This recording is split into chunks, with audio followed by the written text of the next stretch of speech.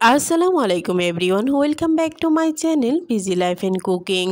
দেশ এবং দেশের বাইরে যে যেখানে আছেন আশা করি সবাই খুব ভালো আছেন।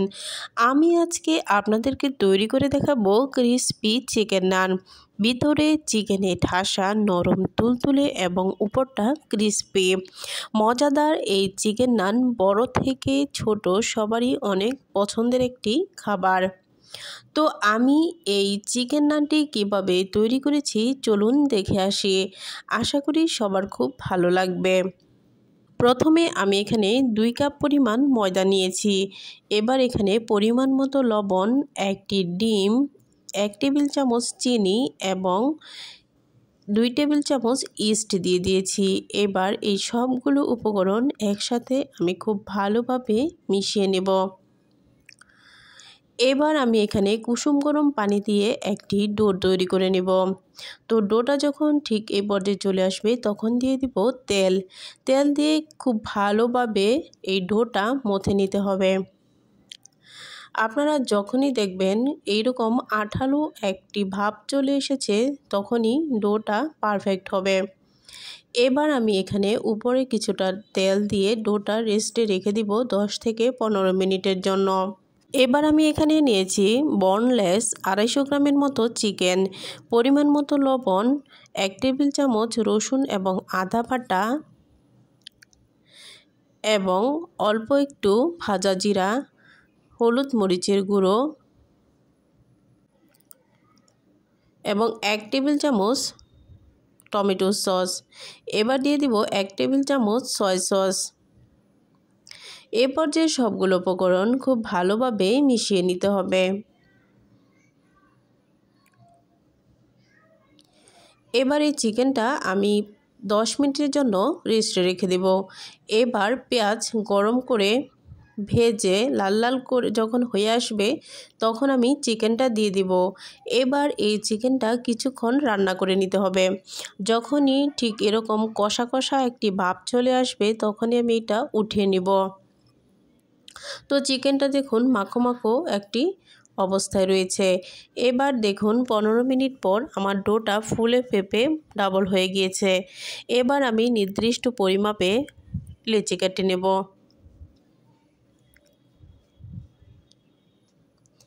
এবার এই এক একটা লেচি দিয়ে আমি এক একটা নান তৈরি করব।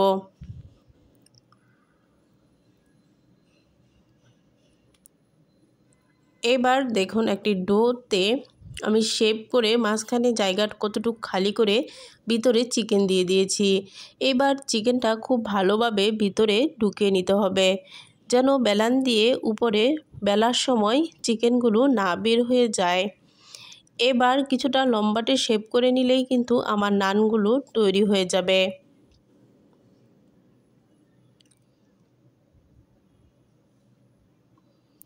তো দেখুন আমি আরেকটা করে দেখাচ্ছি। ঠিক এইভাবে উপর থেকে কিছুটা স্পেস খালি করে নিয়ে ভিতরে চিকেনটা দিয়ে দিতে হবে।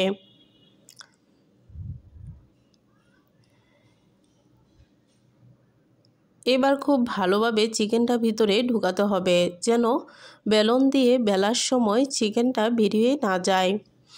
যেহেতু মাংসটা একটি মাখো মাখো মাংস, তো আপনারা অবশ্যই খেয়াল করবেন যখন চিকেনটা রান্না করেন যেন মাখো মাখো হয়, তাহলে কিন্তু নানটা খেতে খুবই মজা হয়।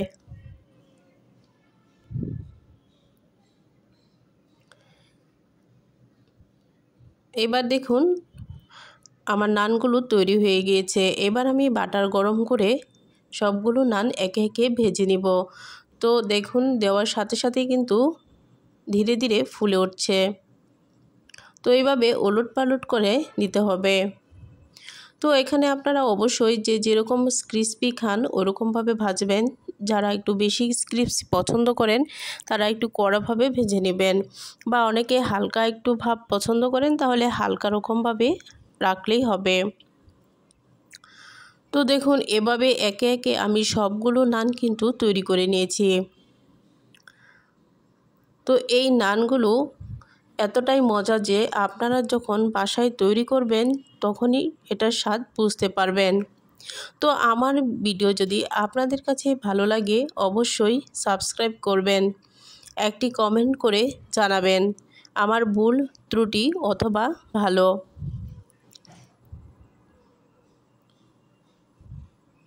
অবশ্যই আমার চ্যানেলের সাথে থাকবেন।